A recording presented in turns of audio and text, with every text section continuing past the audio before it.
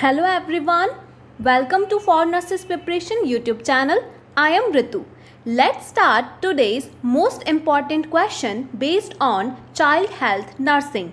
Before moving further, I wanna give you guys a quick information about our other social media site. For Nurses Preparation is also available on other social media sites like Facebook, Instagram and Telegram. Make sure you guys join us there too. All the links are provided on our description box below. You can check out there. Join us there to practice more important questions. Let's start with the question. Question number 1 is, which of the following observation by the nurse indicated towards the strabismus disease if the nurse is observing 2-year-old child? एक nurse 2 साल के बच्चे का observation कर रही है. Nurse को बच्चे में स्ट्रैबिमस डिजीज की आशंका होती है. नर्स को यह फाइंडिंग निम्न में से किस ऑब्जर्वेशन से आशंकित होती है? आपके ऑप्शंस हैं: A, the child consistently tilts the head to see. B, the child has difficulty of hearing. C, the child consistently turns the head to see. और D, the child does not respond when spoken. And the correct option is option number C, that is the child consistently turns the head to see. Strabismus मतलब भेंगापन. इसमें आँखों की extra ocular muscle में imbalance या paralysis के कारण coordination की कमी हो जाती है. इससे बच्चे को लगातार देखने के लिए हेड को साइड में घुमाना पड़ता है. स्ट्रैबिमस को सामान्यतः स्क्विंट या लेजी आई के नाम से भी जाना जाता है. यह जन्म के समय नॉर्मल फाइंडिंग होती है, लेकिन 4 माह बाद भी उपस्थित होने पर इससे अबनॉर्मल माना जाता है. सामान्यतः इसके लिए सर्जरी 2 साल की उम्र से पहले की जाती है. Next question is, which of the following deficiency shows the Bitot spot clinical finding? निम्न में से बिटॉट स्पॉट वाली क्लिनिकल फाइंडिंग किसकी कमी से या फिर हम कह सकते हैं किसकी डेफिशिएंसी से उत्पन्न होती है? आपके ऑप्शंस हैं: A, vitamin A. B, vitamin B. C, vitamin K. और D, vitamin D. And the correct option is option number A, that is vitamin A. Vitamin A, जैसा कि हम इसको और भी नाम से जानते हैं, इसको कहते हैं रेटिनॉल. इसकी कमी से मुख्यतः नाइट ब्लाइंडनेस, जीरोप्थेल्मिया, बिटॉट स्पॉट, केरेटोमैल्शिया, ये सारी जो क्लिनिकल मैनिफेस्टेशन है ये इसकी कमी से उत्पन्न हो सकती है. बिटॉट स्पॉट में कंजक्टिवा पर सफ़ेद भूरे श्वेत पीले धब्बे पड़ जाते हैं. इसके बचाव हेतु विटामिन ए की खुराक दी जाती है. Next question is, when assessing a child for a sign of diabetes insipidus, nurse should recognise which of the following symptom and sign of this disorder? Your options are: A, hyperaldosteronism. B, polyuria and polydipsia. C, diminished or absent skin pigmentation. or D, hypercalcemia. And the correct option is option number B, that is polyuria and polydipsia. Posterior pituitary hypofunction के कारण ADH, इसका secretion जो है वो कम होने लगता है. इसके कारण डायबिटीज़ इंसिपिडस वाली अवस्था उत्पन्न हो जाती है. इसके मुख्य लक्षण जो हैं वो पॉलीयूरिया और पॉलीडिप्सिया होते हैं. इस कंडीशन में वैसोप्रेसिन दैट इज ADH को हार्मोन रिप्लेसमेंट थेरेपी के रूप में दिया जाता है. Next question nurse is, a school nurse should schedule which type of screening exam for all 12 years old children enrolled in the schools? Your options are: A, hearing. B, diabetes. C, scoliosis. or D, hypertension. And the correct option is option number C, that is scoliosis. Scoliosis screening मुख्यतः puberty के as में किया जाता है ताकि यदि आवश्यक हो तो स्कूल लेवल पर ही रेफरल सुविधा दी जा सके और शुरुआत में ही रोकथाम की जा सके। इसके अलावा स्कूल में डायबिटीज़ व हाइपरटेंशन की स्क्रीनिंग की आवश्यकता नहीं होती है और हियरिंग एग्ज़ाम मुख्यतः स्कूल एज से पूर्व किया जाता है। यदि कोई बच्चा क्लास में हियरिंग डिफ़िकल्टी की शिकायत करता है तब हियरिंग एग्ज़ाम भी किया जा सकता है। Question number 5 is Which of the following types of club food is in the one of the most commonly treated by primary health care providers? Your options are A. Talipus calcinus, B. Talipus equinovarus, C. Talipus varus or D. Talipus valgus. And the correct option is option number B, that is Talipus equinovarus. 95% जो club foot disorder होता है उसमें टैलिपस इक्नोवायरस club foot पाया जाता है।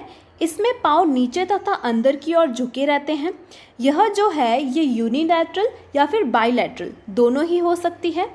ये जो बीमारी है ये सबसे ज़्यादा मतलब ये जो डिसऑर्डर है ये सबसे ज़्यादा सर्जिकल करेक्शन के द्वारा ही ठीक की जाती है और बाकी वाले जो सारे ऑप्शन हैं जैसे टैलिपस वैल्गस, टैलिपस कैल्सिनस, टैलिपस वैरस ये वाले जो सारे हैं ये कॉमन नहीं होते हैं।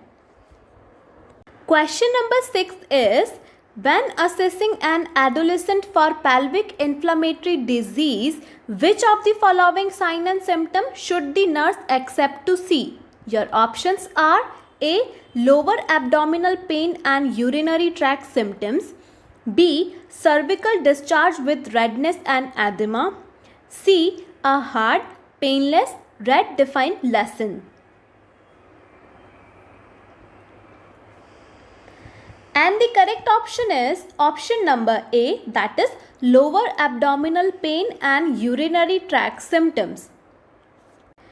PID, which means pelvic inflammatory disease, STD के द्वारा उत्पन्न होने वाली जेनाइटल ट्रैक्ट का इन्फेक्शन होता है। यह मुख्यतः गर्ल्स में बॉयज़ के अपेक्षा ज़्यादा होता है क्योंकि गर्ल्स में यूरेथ्रल ऑरिफिसेस, जेनाइटल ट्रैक्ट व एनस पास में होते हैं। इसके कारण लड़कियों में मुख्यतः fever, abdominal pain, urinary tract symptom आदि क्लिनिकल फाइंडिंग प्रकट होती है। Next question is Which of the following body system is mostly affected by the lead intoxication? निम्नलिखित में से lead intoxication से कौन सा जो बॉडी सिस्टम है वो सबसे ज़्यादा प्रभावित होता है? आपके ऑप्शंस हैं A. Respiratory system, B. CNS, C. Digestive system और D. Renal system. And the correct option is option number B, that is CNS। जब बच्चे में लेड पॉइजनिंग होती है तो सबसे ज़्यादा बच्चे में CNS प्रभावित होता है। इससे बच्चे में अनेक एडवर्स इफेक्ट देखने को मिलते हैं और CNS टिश्यू में डैमेज होने पर CNS में ऐसे एडवर्स इफेक्ट जो होते हैं वो उत्पन्न हो जाते हैं।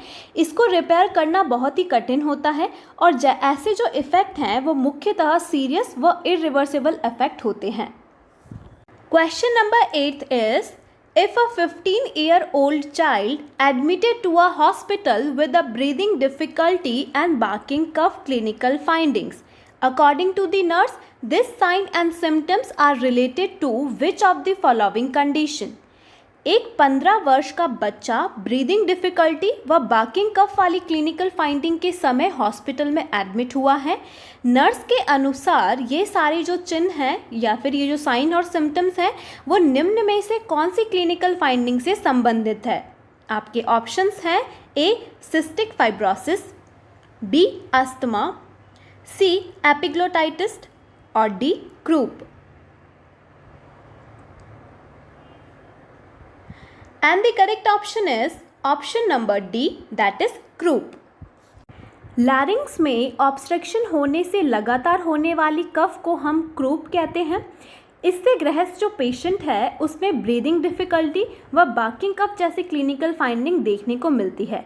और अगर हम यहाँ पे एपिग्लोटाइटिस की बात करें तो इसमें जो क्लिनिकल फाइंडिंग देखने को मिलती है वो होती है स्टीडॉर, ट्रैकीपेनिया, इंक्रीज ड्रूलिंग मतलब लार, डिफ़िकल्टी इन स्वेलिंग आदि। ये वाली जो क्लिनिकल फाइंडिंग है ये एपिग्लोटिस में देखने को मिलेगी। Question number 9 is, if a child is suffering from iron deficiency anemia and doctor advised to give oral iron supplement, according to the nurse, this iron supplement should be given with which of the following food items? एक iron deficiency anaemia से ग्रस्त बच्चे को doctor ने ऑरल iron supplement देने का आदेश दिया है। नर्स के अनुसार यह आयरन सप्लीमेंट निम्न में से किस फूड आइटम के साथ देना चाहिए? आपके ऑप्शंस हैं ए मिल्क, बी वाटर, सी टोमेटो जूस और डी एप्पल जूस।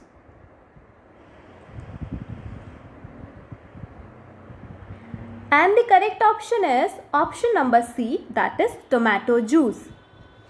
शरीर में आयरन के ऑब्जॉर्प्शन को बढ़ाने का कार्य विटामिन सी या फिर हम कह सकते हैं एस्कॉर्बिक एसिड के द्वारा किया जाता है। माता पिता को यह निर्देश दिया जाना चाहिए कि मेडिसिन के साथ सिट्रस फूड या विटामिन सी से युक्त जूस जैसे टोमेटो जूस देना चाहिए। Next and the last question of this video is, which of the following is the yellow pigment that is formed by the dissociation of blood hemoglobin? निम्न में से ऐसा कौन सा येलो पिगमेंट है जो ब्लड के हीमोग्लोबिन के टूटने के बाद बनता है? आपके ऑप्शंस हैं ए फिरुबिन, बी पाइरुबिन, सी बिलीवर्बिन और D bilirubin. And the correct option is option number D, that is bilirubin. RBC की अगर हम यहाँ पर लाइफ स्पैन की बात करें तो वो होती है 120 डे। इसके बाद RBC यकृत में रेटिक्यूलो एंडोथेलियल सिस्टम के द्वारा फट जाती है। इससे HBB हीमो में और ग्लोबिन जो है वो बिलीरुबिन में टूट जाता है। यह बिलीरुबिन पिगमेंट ही येलो पिगमेंट होता है और इसकी अधिकता से जॉन्डिस हो जाता है। पाचन के दौरान बिलीरुबिन बिलीवर्डिन में परिवर्तित हो जाता है। That is all for today's video, nurses. I hope you all like it. If you like it, hit the like button, share and subscribe to our YouTube channel for nurses preparation. I'll see you tomorrow. Thanks for watching.